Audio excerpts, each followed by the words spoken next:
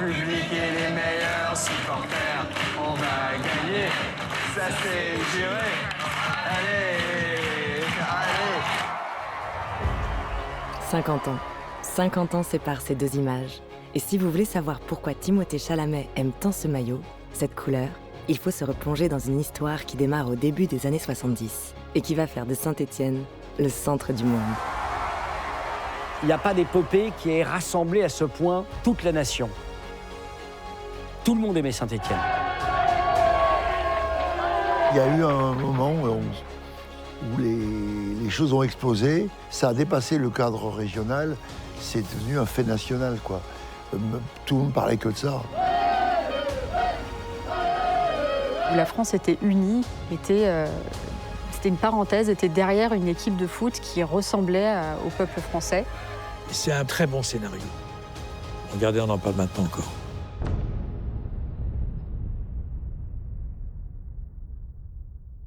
C'est un film du début à la fin qui était imprévisible. T'as l'acte 1 qui est ce quart de finale contre Kiev. Patrick Révelli va pouvoir centrer en retrait. T'as l'acte 2 qui est la demi-finale face à Eindhoven.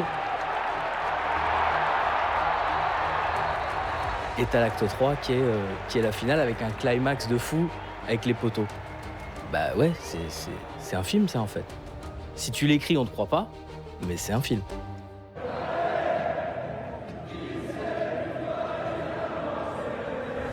Je pense que tout le monde en a entendu parler. Glasgow, les poteaux carrés, c'est mythique en fait.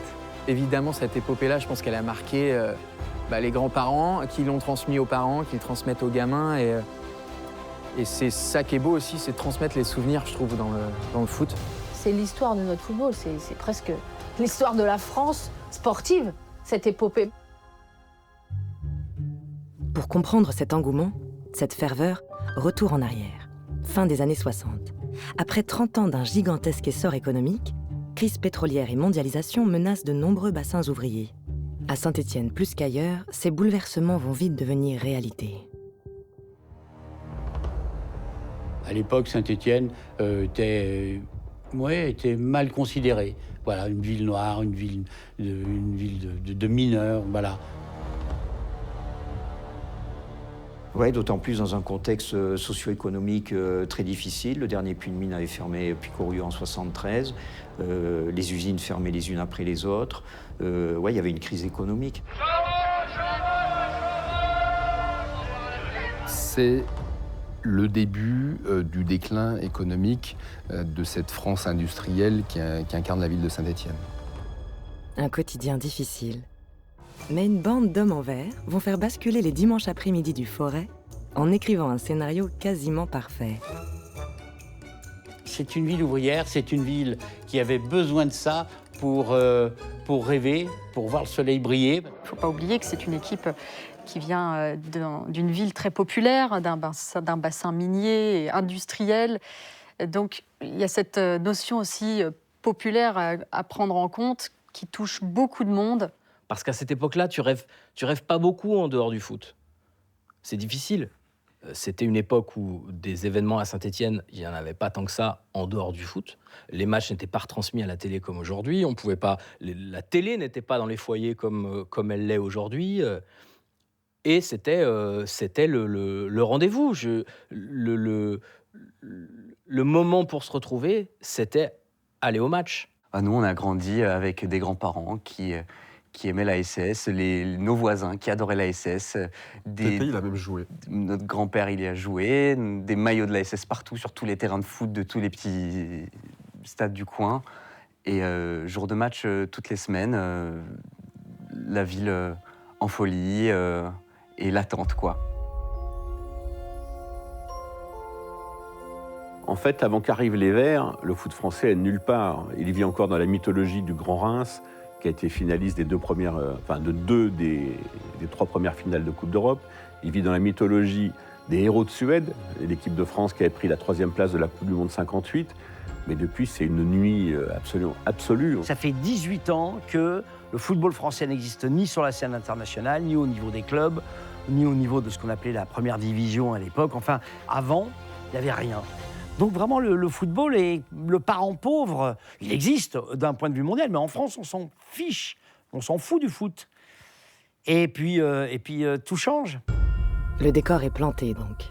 Pour une épopée réussie, il faut d'abord un bon casting. C'est incroyable quand on refait cette histoire. Vous apercevez que chaque personne est de hors norme.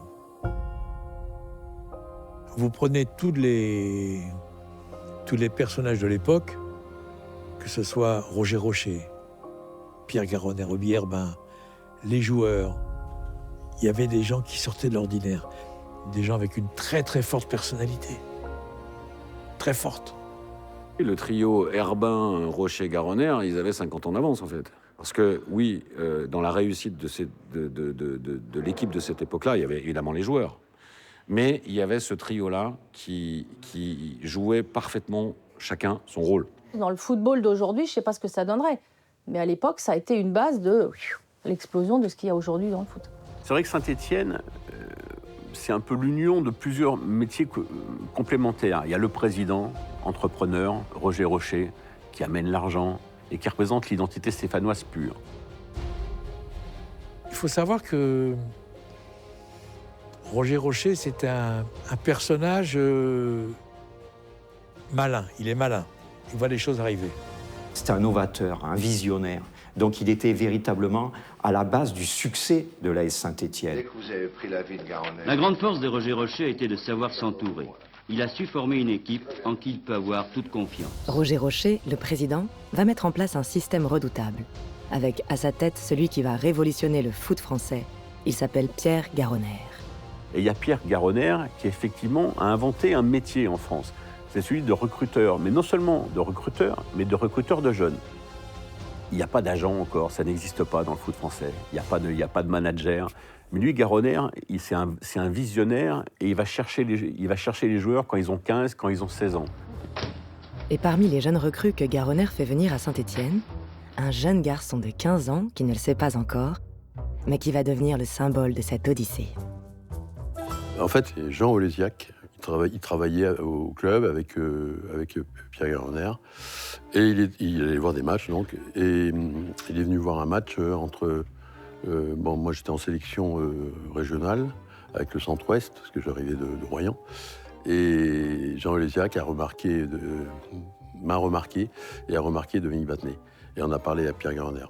Et par la suite, Pierre Garronner, dans la foulée, je crois, dans quelques mois après, est venu voir la finale du concours du jeune footballeur à Colombes. Et voilà, il m'a repéré.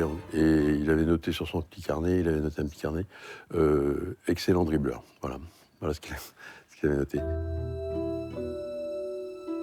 Et comme ça, il arrive à faire venir des gens un peu de la France entière. Mercadet vient de Toulouse, Rocheteau vient d'Étaules, de Charente, Saramadia vient du Pays Basque, de Bayonne.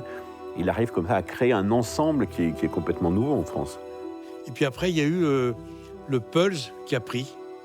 Parce que vous pouvez faire venir des jeunes dans n'importe quel club. Si ça ne prend pas, ça ne marche pas. Ce n'est pas parce que vous êtes jeune et que vous êtes au centre de formation que vous allez forcément un jour disputer la Ligue des Champions. Ce serait trop facile.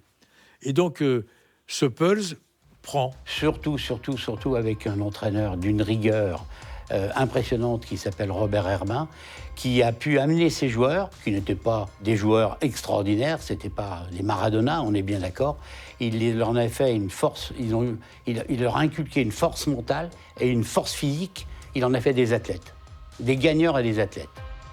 À Rocher, la présidence, à Garronner, la stratégie, et au troisième homme, Robert Herbin, dit Roby, de faire tenir tout ça en l'air.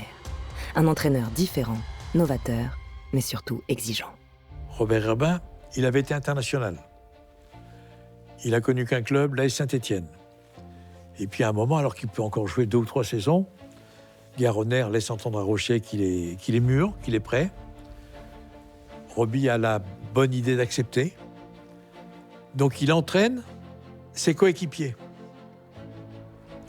Mais les rapports sont les mêmes, sauf sur le terrain d'entraînement, où là, il est impitoyable.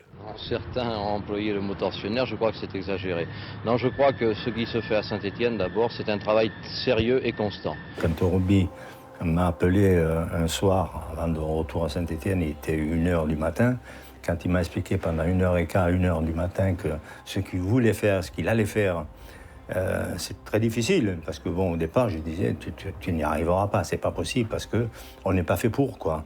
Et qu'il me convainc pendant 1h15 de dire non, je suis sûr que vous allez tenir le coup, je suis sûr. Et il faut s'entraîner plus pour jouer à l'échelle européenne. À l'échelle française, il disait, je ne me fais pas de soucis, ça va, il n'y a aucun souci de ce côté. Par contre, je veux jouer l'Europe. Il faut que les jeunes soient très sérieux, soient très passionnés de leur métier, soient prêts à faire beaucoup de sacrifices pour exercer cette profession et savoir que l'on n'a rien sans rien et que c'est à force de travail qu'on arrive à obtenir une place dans l'élite des joueurs de football. Et sur la question physique, pour avoir regardé ça, Robert Herbin, l'entraîneur, était fils de musicien et il avait une vision, il disait il faut absolument que les joueurs fassent leur gamme physique. Donc ils avaient 1h10 de travail physique, athlétique, chose qui n'existait quasiment pas à cette époque où on s'entraînait avec le ballon au pied. Et là, les gars s'entraînaient 1h10 sans ballon. Et c'était vraiment assez révolutionnaire dans la manière d'aborder le foot à cette période-là. C'est vrai que c'est ce qu'a apporté Robert Herbin. Comme on dit, on en chiait à l'entraînement, quoi. C'était vraiment très, très, très dur. On faisait des séances physiques le mardi, quand on arrivait le mardi matin.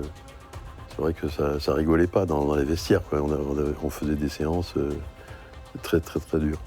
Les joueurs ne dormaient pas la nuit précédente le plus souvent. Ils vomissaient pendant l'entraînement. Mais c'est à partir de ces entraînements très poussés qu'ils préparaient et qui forgeaient les victoires de demain. C'est vrai que ce qui change, c'est la réunion, encore une fois, du physique et de la technique à l'AS Saint-Étienne. Mais oui, quand on voit, si longtemps après, les joueurs de Saint-Étienne, on voit bien qu'ils ne remplissent pas le haut du maillot de la même manière que les footballeurs d'aujourd'hui.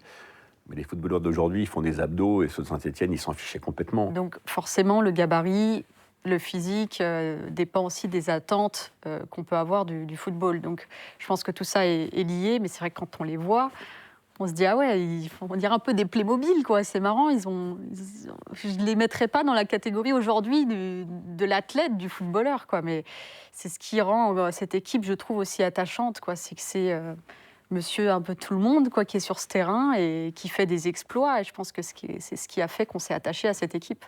C'est vrai que ça ressemble un peu à une chanson de Renaud, quelque part, cette épopée, avec tous ces personnages, le look, le style, effectivement. Et il y a un 12e homme, c'est le stade. Ouais. C'est Geoffroy Guichard. Car Saint-Étienne peut aussi compter sur un facteur X, son public, ses supporters. Et une ferveur exceptionnelle qui ne doit rien au hasard.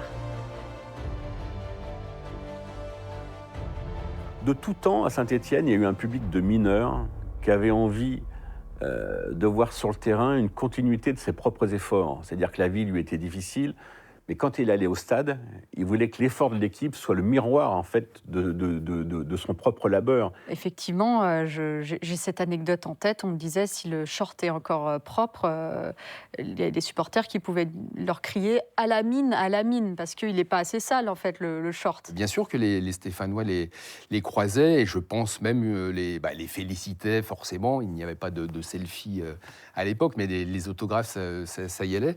Et je pense qu'ils pouvaient être aussi sermonné, secoué quand il jouait mal ou quand il y avait eu un résultat négatif. Dès qu'on perdait, ça, on sentait quoi. On sentait qu'on était mal. Vous savez, quand on sortait pour aller mener les enfants à l'école ou un truc comme ça, on sentait l'atmosphère en disant « il faut que je me rattrape dans 3 jours parce que sinon, ça ne va pas être possible ».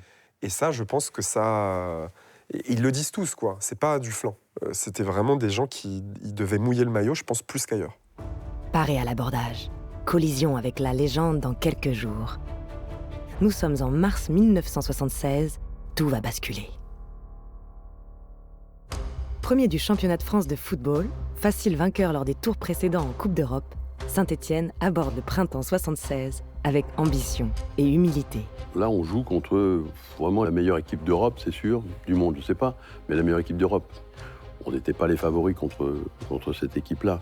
J'ai 11 ans et demi, je vais bientôt avoir, en septembre 76, j'aurai 12 ans. Je suis en 5e, donc au collège, à Paris. Et je suis l'épopée des Verts depuis le premier match. Le match aller, on ne pouvait pas jouer à Kiev parce que le terrain était tout enneigé. Donc on avait joué sur les bords de la mer Noire à Simferopol. Terrain à la limite du praticable. On a perdu 2-0, on s'en est bien sorti, on aurait pu perdre 4-0. On était passé complètement à côté, enfin vraiment on s'était fait manger, quoi. Donc on perd le match contre une des meilleures équipes du monde qu'on attendait, qu'on pensait effectivement arriver en finale. Du fait qu'ils avaient dans leur rang le fameux Oleg Blokin, et qui était Ballon d'Or. Et évidemment, on n'y croit pas. Mais, je me souviens, les commentaires les plus pointus qui avaient vu les matchs précédents et qui étaient quand même, qui voyaient que c'était une équipe qui était... il y avait une sorte d'osmose dans cette équipe, mais on sentait qu'ils étaient tous prêts à mourir les uns pour les autres. Ils jouaient de façon Ajax Amsterdam, des fois. C'est-à-dire que tout le monde défendait, tout le monde attaquait. C'était quand même autre chose, quoi. Là, d'un coup, on s'est retrouvé face à un football qu'on appelle le football total, avec un dépassement de fonction, un dépassement de soi un petit peu, d'agressivité sur le porteur de balle. Donc ça, c'est pour rentrer dans les détails tactiques, mais c'est-à-dire qu'à la perte de balle, ils allaient tout de suite presser, ce qu'on voyait un petit peu moins à l'époque. Donc un pressing assez intense, beaucoup d'intensité justement dans les matchs. Ça courait un petit peu de partout, c'était rapide effectivement. En 4-5 passes, ils arrivaient à se retrouver dans la surface adverse. Donc c'était un football différent et attrayant. Il n'y avait pas un joueur, effectivement, qui se prenait pour un autre, quoi. Rocheteau était la vedette, tout le monde parlait de lui, mais Rocheteau, il était totalement au service de l'équipe, au même titre que chaque joueur. Donc, le miracle était possible.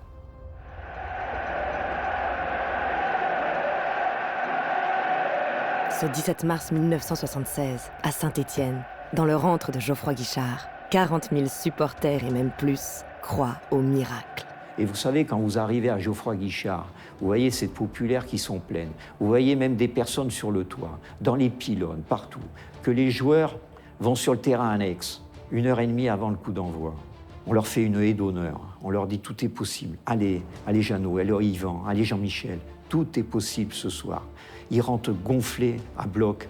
Ils voient ce public qui est là depuis 17 heures, ce public qu'ils connaissent si bien, ces ouvriers, ces anciens mineurs, ce public qui est venu de toute la France et qui n'ont Dieu que pour eux. Et ils se disent, mais on se doit de faire le maximum ce soir. Messieurs, bonsoir. Ici le stade Geoffroy Guichard à Saint-Étienne dans une ambiance extraordinaire, vraiment. J'ai la chance d'être au stade ce soir-là parce que mon lycée, le lycée Lalande à Bourg-en-Bresse, organise un voyage scolaire pour ce match-là. Et ça chante Aller les Verts toutes les 5 minutes, parfois sur l'air d'Ave Maria, comme dans les églises à l'époque, ce qui s'est perdu aussi.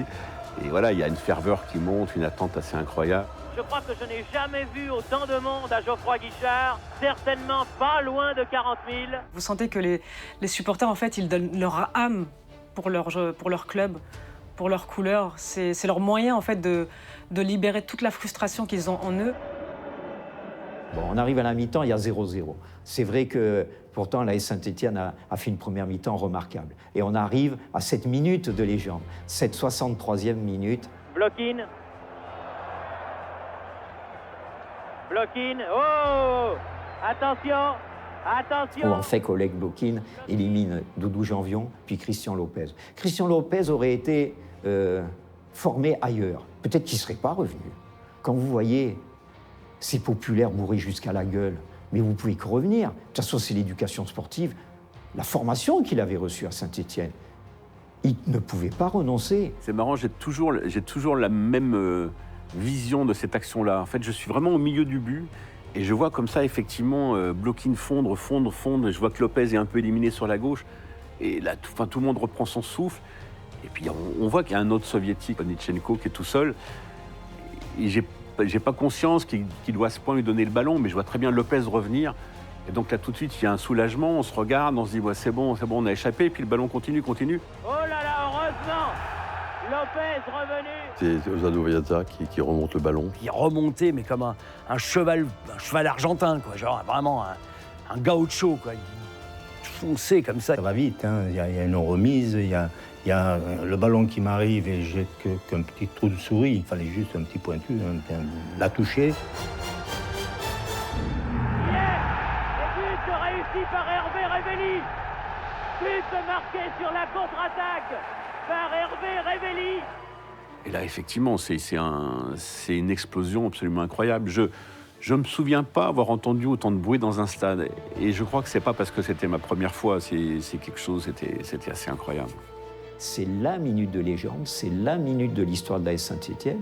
Depuis 1933 et la date de création du club, c'est certainement la minute la plus importante de l'histoire du club. C'est ce qu'on essaye de créer quand on écrit une histoire et qui est totalement jubilatoire quand tu le vois, quand tu vois ton rêve de scénariste exaucé sur un fait marquant comme ça. C'est ce qu'on appelle le pivot, le point pivot.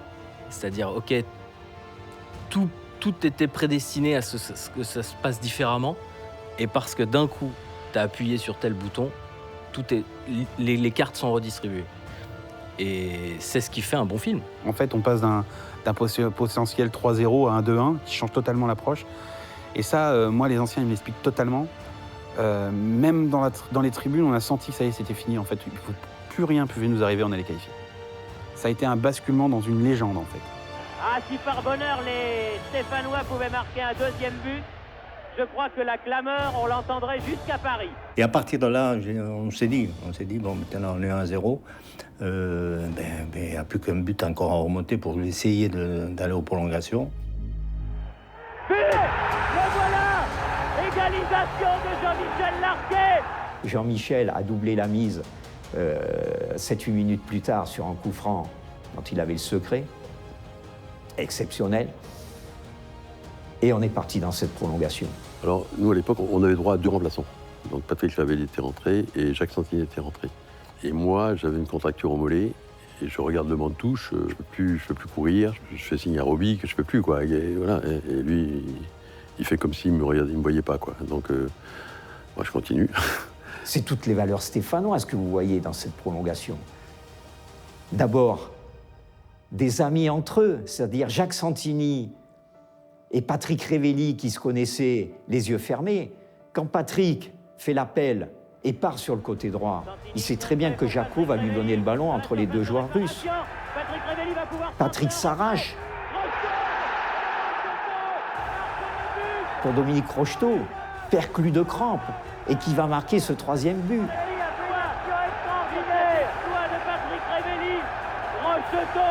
Marque le but de la qualification. Ça reste pour moi, depuis 55 ans, la plus grande clameur que j'ai entendue au stade Geoffroy Guichard. Et là, c'est la fin du match. Qualification de Saint-Étienne. Donc il y a tout dans ce match.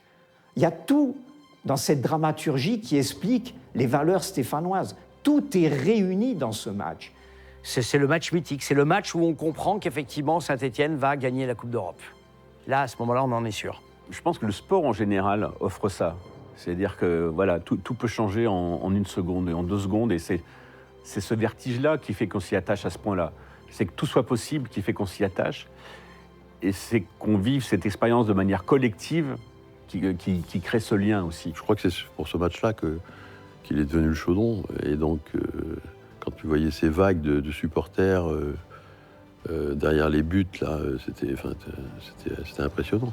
Mais vous êtes porté par une force qui est exceptionnelle. Quand physiquement vous n'en pouvez plus, dès que vous avez un ballon où on attend de vous ça, et on se dit, je ne peux pas les décevoir, on a ça dans la tête, on dit, je ne peux pas les décevoir. Ils sont venus là pour qu'on puisse fêter ça ensemble, et ça vous donne une force, un mental, on est soulevé. Et à partir de ce match, la France est véritablement tombée amoureuse de cette équipe de football, parce qu'on s'est dit, mais cette équipe véhicule des valeurs qu'on n'a pas vues en France, même depuis le Grand Reims, et même peut-être jamais, dans ce contexte particulier. Hitchcock n'aurait pas imaginé un autre scénario. Et l'histoire d'amour entre l'AS Saint-Étienne et la Coupe d'Europe est à son sommet. On commence à parler d'épopée, on commence à parler de légende, et le mythe, peu à peu, va grandir. Légende, mythe, épopée. N'en jetez plus, une avalanche de superlatifs n'y suffirait pas. Au milieu de tout ça, un héros crève l'écran. Il est jeune, il est beau, il a un talent hors du commun. Et à jamais après ce 17 mars 1976, la vie de l'Ange Vert va basculer. Oh, l'Ange Vert, c'est un journaliste, un rédacteur en chef, Jean-Pierre Frimbois. À l'époque, ils avaient créé le journal 11. C'est lui, après le match de Kiev, je crois, qui m'a affulé de ce surnom, l'Ange Vert, voilà.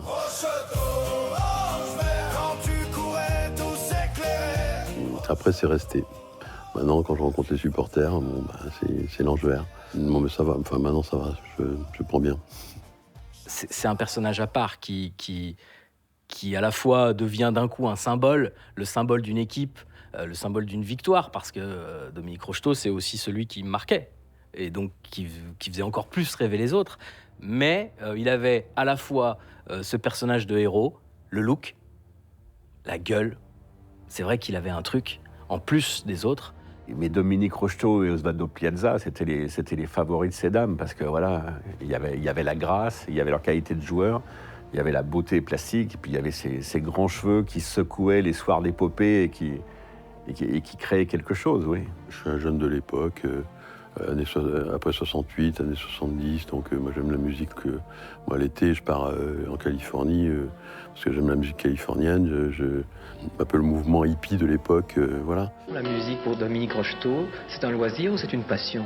C'est plus qu'un loisir, parce que un loisir, moi je crois que c'est quelque chose que j'aime, je dirais, presque par-dessus tout, quoi. Dominique Rocheteau, il a rêvé quelque part dans une autre vie d'être Mick Jagger. Il voulait être un grand joueur de football, il voulait être un grand buteur, il voulait être un grand dribbleur, mais il ne voulait pas être connu. Donc de toute façon, c'était impossible. C'est un peu star malgré lui, en fait. Tout simplement parce qu'il est jeune, je pense qu'il est insouciant, et puis surtout qu'il a envie de faire ce qu'il veut. Et ça dénote un petit peu dans le football à l'époque, où on était assez... voilà, c'est très comme ça, c'est très carré, ça bouge pas. Lui, en fait, non, il était libre. Et il affirmait sa liberté.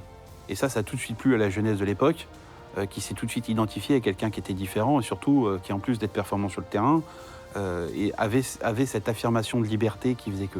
C'est des personnages auxquels tu peux t'identifier, surtout c'est des mecs qui partent de rien, des personnages qui partent de rien, qui se construisent tout seuls. Aujourd'hui, il n'y a pas besoin, pour jouer au foot, pour devenir Dominique Rocheteau, c'est, oui, du talent, mais c'est un mental de dingue. Qui se faisait faucher par tous les défenseurs du monde et qui jamais ne râlait. Puis quand ça taclait à la gorge à l'époque. Hein. Et Rocheteau, il se relevait. Il faisait pas de cinéma et tout. Il y avait une sorte de l'Ange Vert. Il y avait quelque chose du pre-chevalier, mais au sens de l'esprit chevaleresque. Parce que c'est un joueur qui électrise. Déjà, d'une manière générale, dans le foot, le dribbleur a toujours une place à part. Parce que c'est lui qui crée quelque chose, il crée la foudre, il crée quelque chose qui est de l'ordre de la soudaineté, de la surprise. Avec Dominique Rocheteau, le public de foot se féminise un peu et devient une star, voilà, des années 70. Plus féminin, plus jeune, plus tout.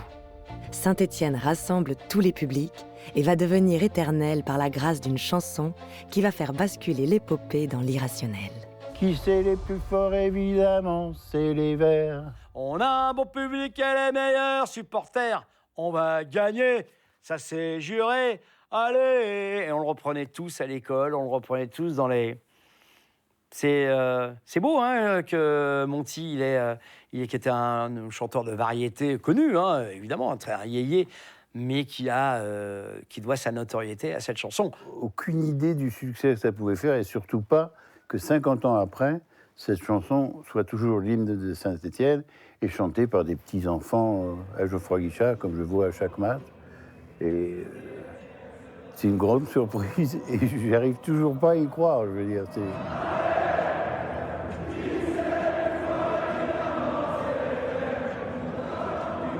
Un hymne inoubliable. Pourtant, cette chanson a failli ne jamais voir le jour.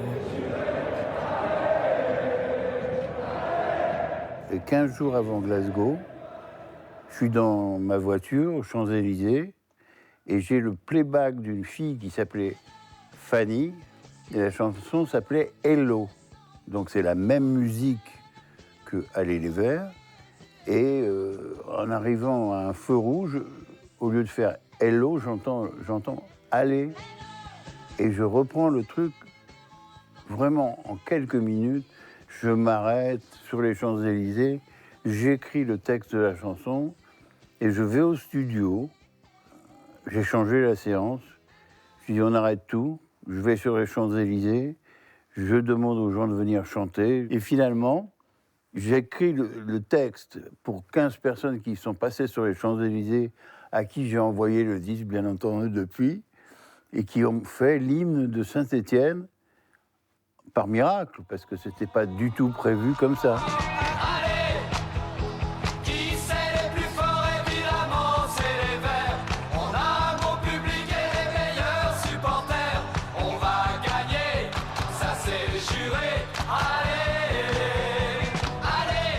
Le président Rocher, il m'a appelé. Est-ce que vous pouvez venir demain matin à 10h dans mon bureau? Oh, je suis super. Je prends des disques avec moi, je vais à Saint-Étienne, je mets dans le jukebox. Et tout le monde dans le café commence à chanter la chanson. Donc j'étais voir le président Rocher à 10h comme prévu. Et il me dit, Monsieur Monti, très heureux de vous connaître, vous ne pouvez pas sortir ce disque. Je dis, comment je ne peux pas sortir ce disque? Et on vous fait un procès de 50 briques. À l'époque, c'était énorme. Flairant le bon coup, la maison de disques Phonogramme vient de proposer à Roger Rocher 50 millions de francs pour créer et enregistrer l'hymne des Verts. Alors Monti et sa petite chanson doivent passer à la trappe. Je dis, mais attendez, c'est chez Phonogramme la distribution de ce disque. Merci de me prévenir. Écoutez, vous pouvez venir boire un café avec moi? Et je descends au café en face du stade, et là, tout le café chante à les Verts. Je dis, président, c'est déjà un tube.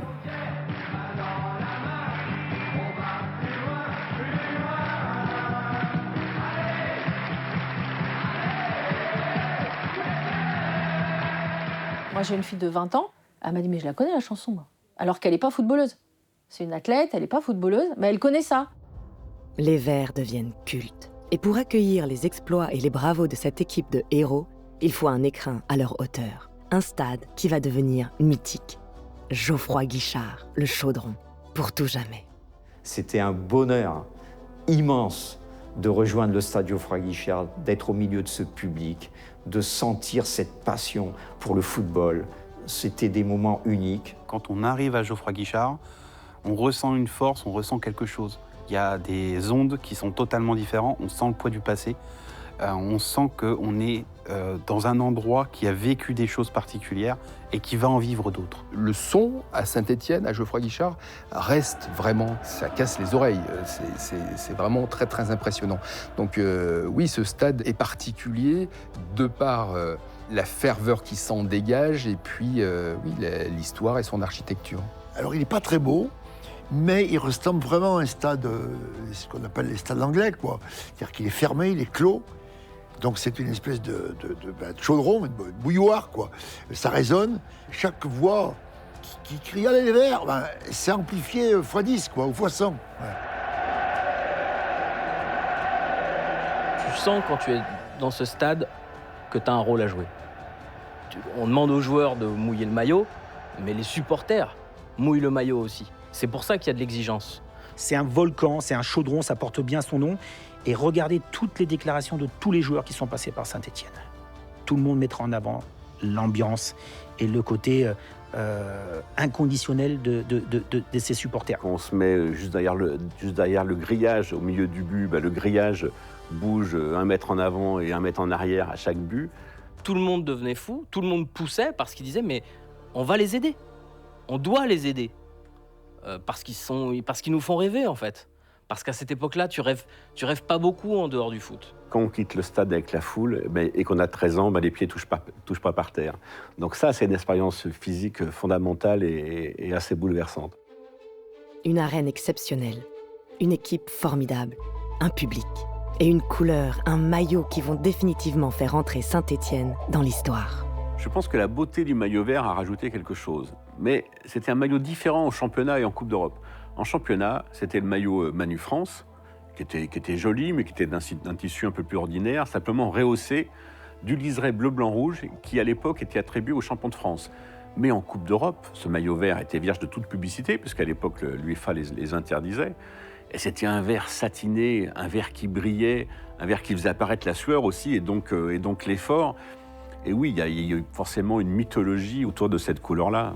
Magnifique, ce coton bien épais, Le col en V, bleu, blanc, rouge, c'était formidable. Les gens m'ont vu arriver avec ça, m'ont dit « Waouh, mais c'est quoi ?» C'est vrai que ce maillot, il était vendu dans les grandes surfaces, et, chez Mammouth. Je me souviens qu'il y avait les maillots de l'équipe de Saint-Étienne. Et j'avais mon maillot, évidemment, de l'équipe de Saint-Étienne. Moi, j'avais le maillot de Osvaldo Piazza. C'est un maillot mythique, en fait. C'est un maillot, quand vous êtes collectionneur, c'est une pièce qu'il vous faut, en tout cas. Donc c'est un maillot, en plus, qui était assez sympa, bien taillé. Moi, j'aime bien ces maillots qui sont un peu près du corps, qui mettent un peu en valeur les athlètes. Et c'est un maillot qui est indissociable, évidemment, de l'AS Saint-Étienne, de cette époque, de 1976. C'est une pièce de musée, une pièce de collection. Je crois que dans le foot français, tout le monde sait de quoi on parle quand on parle des Verts. Et à partir du moment où ça parle à tout le monde, c'est que vous avez laissé une trace. Il n'y a pas de mystère. Tout ça a servi les Verts. Les Verts sont populaires malgré tout, même si c'est du noir et blanc. Et ils deviennent encore plus populaires parce qu'on prend en pleine gueule ce maillot vert, que la couleur à la télévision arrive aussi à ce moment-là. Donc tout ça, ça a favorisé la popularité des Verts. La folie verte se propage. La France entière tombe amoureuse de ces jeunes garçons, de leurs rêves et de leurs exploits. Et Saint-Étienne est devenue l'équipe de France. En fait, l'équipe de France était verte. Voilà. La réalité, c'est que c'est la première équipe française qui est rentrée dans le salon. Et donc, c'est l'équipe qui capte tous les cœurs. C'est un moment où le clubisme ou le supporterisme n'est pas encore très marqué. C'est-à-dire que l'équipe qui gagne, elle devient l'équipe de la France. Et Saint-Étienne, c'est la première et sans doute la seule équipe qui ait fait l'unanimité.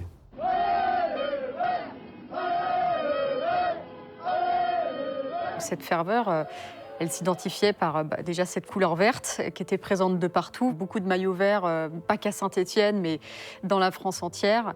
C'était un peu le seul club tête de gondole en France qui faisait rêver les jeunes.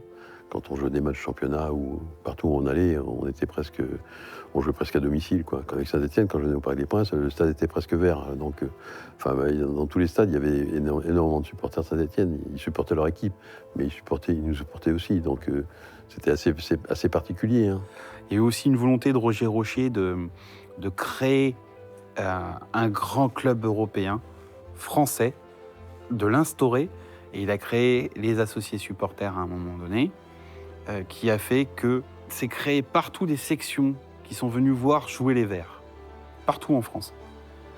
Parce qu'il a bien compris que s'il voulait persister à devenir un grand club en n'étant pas la plus grande des métropoles, il fallait orienter le club de telle manière qu'effectivement, il devienne le premier club français et pas le premier club de sa région. Le fait d'avoir pu rassembler tout le monde aux quatre coins de la France autour de leur équipe, d'avoir pu transmettre de telles émotions, ça démontre quand même à quel point ça a dépassé les frontières juste du foot à Saint-Étienne, quoi. Qu'on parle de quelque chose qui a marqué l'histoire du football français et je pense aussi mondial. Durant ce printemps 76, Saint-Étienne se dirige irrémédiablement vers la finale de la Coupe d'Europe. En demi-finale, les Verts battent le PSV Eindhoven. Plus que jamais, Saint-Étienne attire tous les regards. Moi, un de mes fils est né en 76, lors du match contre Eindhoven, qu'on gagne. Eh bien, ce soir-là, j'ai dans mon restaurant Georges Marchais et François Mitterrand, qui sont venus voir ce match de Coupe d'Europe. Un monde intellectuel était fasciné par ce club, par cette équipe. C'était quelque chose de nouveau et quelque chose de rafraîchissant, d'entraînant surtout, et que toute la France s'est mise derrière cette équipe. C'est une équipe qui symbolisait en fait la puissance européenne française en matière de sport.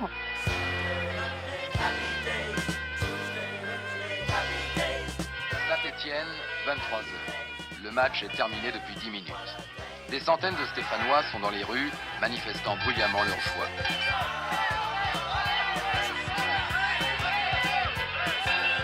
Concert d'avertisseurs, chansons, cris, l'ambiance est étonnante.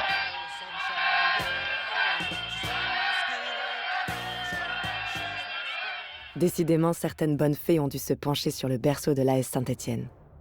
Tout est en place. Nous sommes le 12 mai 1976 et une marée verte va déferler sur Glasgow qui accueillera ce match. J'ai le souvenir qu'on connaissait toujours quelqu'un qui connaissait quelqu'un qui pouvait aller au match. qui avaient eu une place. Certaines entreprises ont affrété des avions pour que les familles des salariés puissent accompagner parfois des clients, etc., pour aller assister au match. C'est grâce à ça que mes parents ont pu y aller. C'est par mon grand-père qui travaillait chez Marel. Eux, ils ont affecté 2 avions pour aller à Glasgow. Et mes parents ont pu en bénéficier. Il y a quand même eu 25 000 personnes qui sont déplacées à Glasgow venant de toute la France et par tous les moyens de locomotion. Il y en a qui sont allés à vélo, il y en a qui se sont débrouillés par leurs propres moyens en prenant un bateau. Enfin, c'était quand même quelque chose qui a drainé énormément de passion et de monde. En fait, cette fièvre verte, elle a été surprenante aussi dans tous les médias. C'est-à-dire qu'à la télé nationale, on a vu Yves Mourouzi présenter une émission tout en vert. Ne vous inquiétez pas, si vous nous voyez tout en vert, c'est pour marquer aujourd'hui de cette couleur particulière ce jour, ce mercredi 12 mai 1976. Voilà, il y avait quelque chose de l'ordre d'une passion française qu'on n'avait jamais connue jusque-là. Hampden Park se remplit. Hampden Park est vert. Des dizaines et des dizaines de milliers de supporters de Saint-Étienne ont envahi le plus grand stade d'Écosse pour la 21e finale de la Coupe d'Europe. Saint-Étienne contre le Bayern Munich.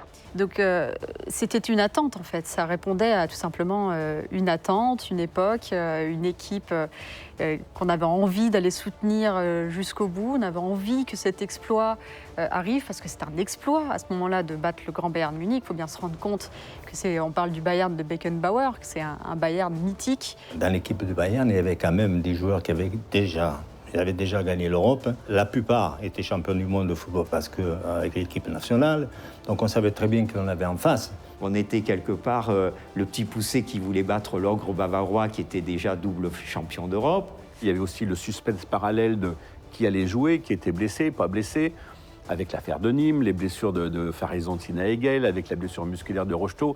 Donc on se prépare un peu dans cette tension. J'ai un claquage musculaire et on a une réunion avec Robert Herbin, le kiné, le docteur. Et, moi je lui dis je ne pourrais pas jouer tout le match, mais si tu peux compter sur moi si je veux rentrer à un moment ou à un autre. On se dit, c'est écrit, nous allons battre le Bayern de Munich, c'est sûr, parce que l'histoire est en marche, parce que ceux qui ont écrit cette histoire improbable ont décidé qu'à la fin c'est Saint-Étienne qui gagne.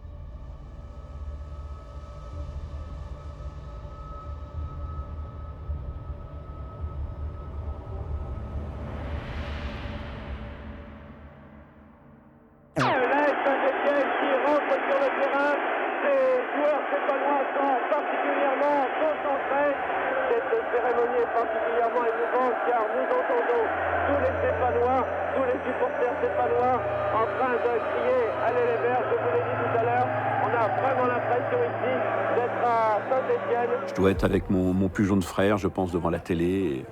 Donc on regarde ce match fiévreux, incertain. Ils sont intrinsèquement plus forts que le Bayern de Munich. Ils ont plus envie, ils ont plus faim. Révelli, il est en feu, Patrick Révelli.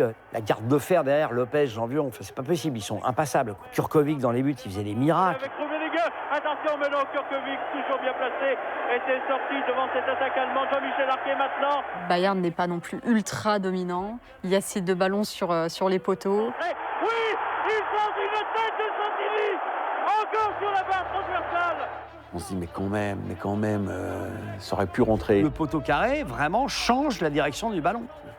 Et je crois que c'était le dernier stade d'Europe où il y avait des poteaux carrés, enfin à part des stades où jouaient des cadets à Bagnon-le-Vaseux ou à Gravier-sur-Glaise ou à Flétry-le-Pinson, il y avait peut-être encore des poteaux carrés. Mais pour une finale de Coupe d'Europe, alors que tous les poteaux étaient en acier, rond, là effectivement, quand il tape, il revient. Il n'y a pas de possibilité, quand il tape un petit peu sous la barre, qu'il rentre dans le but ou qu'il sorte. Ça c'est le hasard. Mais avec un poteau carré, c'est pas possible, quoi. Quand ça arrive, on se dit à la fois pas de chance, et puis à la fois, c'est bon, c'est quand même le signe qu'il se passe quelque chose, que Saint-Étienne attaque, que les Verts sont à la hauteur de ce qu'on attend. Et on le voit autant comme une promesse que comme une malédiction à ce moment-là. Beckenbauer. Un coup franc contre Piazza, oui. Piazza a commis une faute sur Müller. Il y a ce coup franc, malheureusement. Et cette faute au départ, on sait même, qui pourrait être même contestée. La soi-disant faute de Piazza sifflée par l'arbitre hongrois, M. Palotai, Et je continue de penser qu'il n'y avait pas vraiment faute et qu'il n'aurait pas dû siffler coup franc. Mais est-ce que je suis objectif, c'est une autre question. Et c'est un coup franc qui peut être dangereux à 20 mètres au début gardé par Kurkovic. Et puis il y a ce coup franc de Roth. C'est le but. Et oui, une passe de Beckenbauer. Et c'est le but de Roth, 1-0 donc pour le Bayern de Munich. Et oui. J'ai pleuré, mais j'ai pleuré pendant le match. J'ai pleuré, je me souviens, avec mon père qui me prenait dans ses bras. C'est fini, le Bayern de Munich a gagné sa 3e Coupe d'Europe consécutivement. Ça a été une grande, grande déception, c'est tout.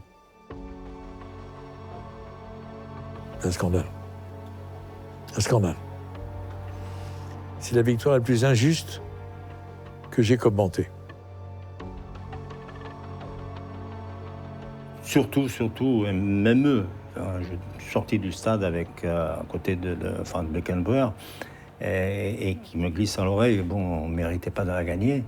Ça allait dire beaucoup de choses, quoi. Donc, mais oui, mais moi je lui ai dit, c'est toi qui vas relever la coupe, c'est pas moi.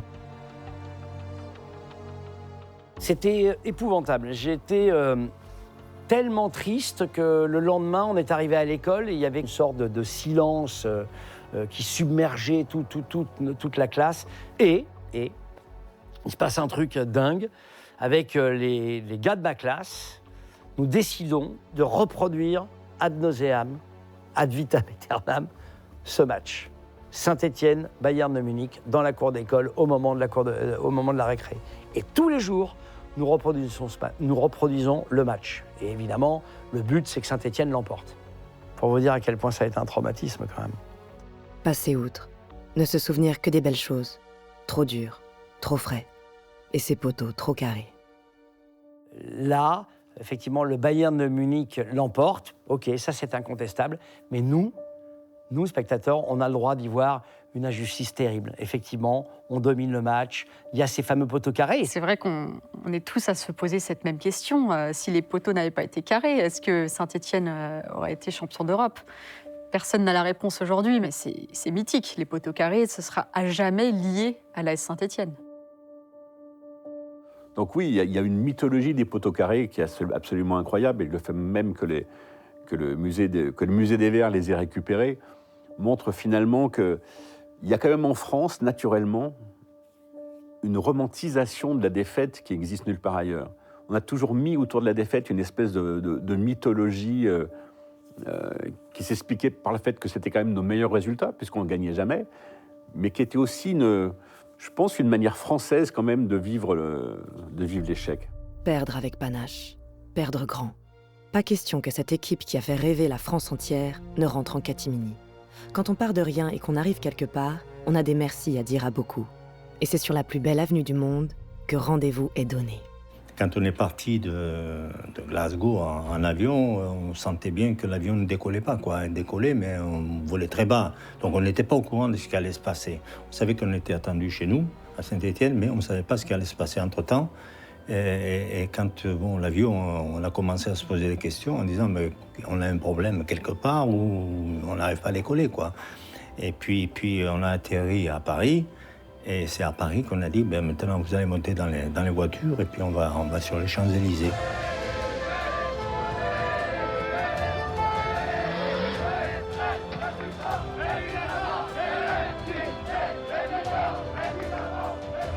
Alors sur le moment, on a dit, honnêtement, on avait un peu honte parce qu'on a dit on n'a pas gagné. Et si on avait gagné, on n'aurait rien dit du tout. Au contraire, ça nous aurait fait grand plaisir.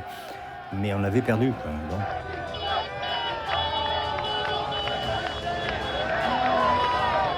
100 000 personnes. Pas 50 personnes, 100 000, l'émeute. À vrai dire, les professionnels stéphanois du football ne s'attendaient pas à la véritable marée humaine qui leur fit fête au milieu d'embouteillages monstres. Ça paraît dingue. Est-ce que vous pensez vraiment que si le PSG avait perdu sa finale l'an dernier, il serait allé défiler sur les Champs-Élysées? Je ne pense pas. Donc c'était vraiment...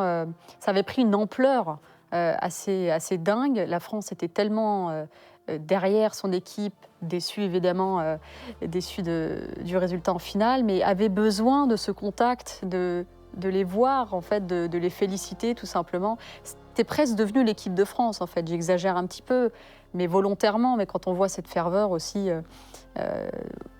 en dehors de Saint-Étienne, dans toutes les villes, et donc lors de la parade, on comprend mieux l'ampleur de l'événement.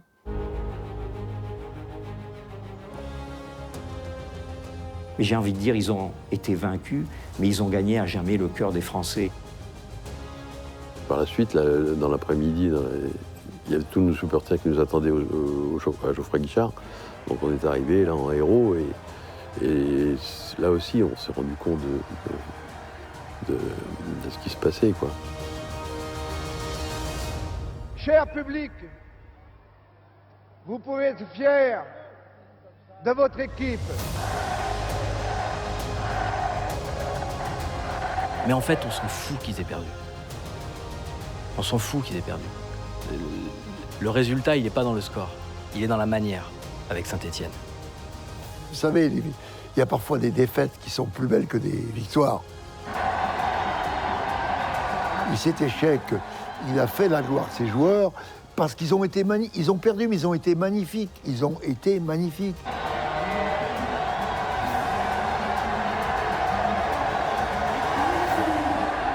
Aujourd'hui, Saint-Étienne, quand tu te rends compte à quel point, en 1976, la France entière s'est mobilisée autour de Saint-Étienne, que les Champs-Élysées ont été à ce point-là envahis pour fêter cette défaite, là, tu dis, OK les gars, vous pouvez dire les crassiers, la ville peut-être un peu grise, le côté ouvrier, l'accent, etc. Mais qui vous a fait rêver, les gars? C'est Saint-Étienne.